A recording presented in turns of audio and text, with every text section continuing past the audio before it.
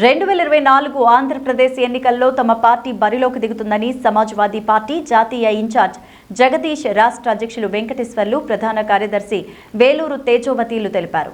Samajwadi party Rayalaseema జిల్లాల నాయకులు, కార్యకర్తల ప్రమాణ స్వీకార మహోత్సవం తిరుపతిలో నిర్వహించారు.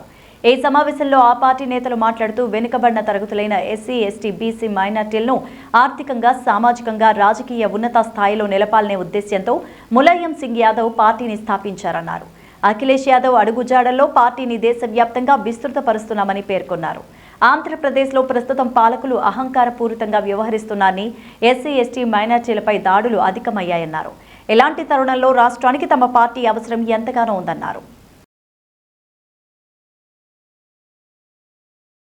ఉద్దేశంలో సమాజ్వాదీ పార్టీ ధ్యేయాలు గొప్పవి కాబట్టి ఇది పేదల కోసం పనిచేసే పార్టీ, ఇది యాదవుల పార్టీ, ఇది బీసీల పార్టీ మాత్రమే కాకుండా ఇది అందరి పార్టీ.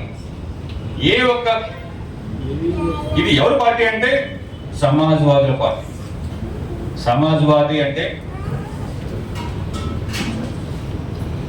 ఆర్థికంగా, సామాజికంగా ఎవరైనా సరే వాళ్ళు అభివృద్ధి చెందాలంటే రాజ్యాధికారం లేకుండా అది సాధ్యమయ్యేది కాదనేది అది ప్రపంచవ్యాప్తంగా నానుడి.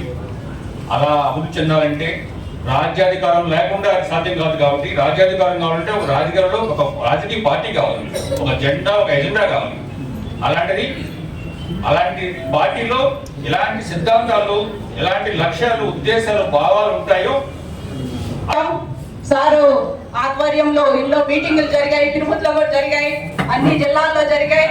కాకపోతే ఇప్పుడున్న ఇప్పటికైనా తెలుసుకోవాలన్నారు. ఇప్పుడు తెలుసుకున్నారు అనుకుంటా. అప్పుడైతే ప్రతి ఒక్కటి డబ్బుతోనే, ఏదైనా డబ్బే. అంటే పార్టీ మంది బడుగు బలహీన వర్గాల పార్టీ అంటే ఇటువంటి రాజకీయ బ్యాక్గ్రౌండ్ లేకపోయినా, ఫైనాన్షియల్ సపోర్ట్ లేకపోయినా ఈ పార్టీలో మీకు ఒక రాజకీయ భవిష్యత్తు ఉంటుంది.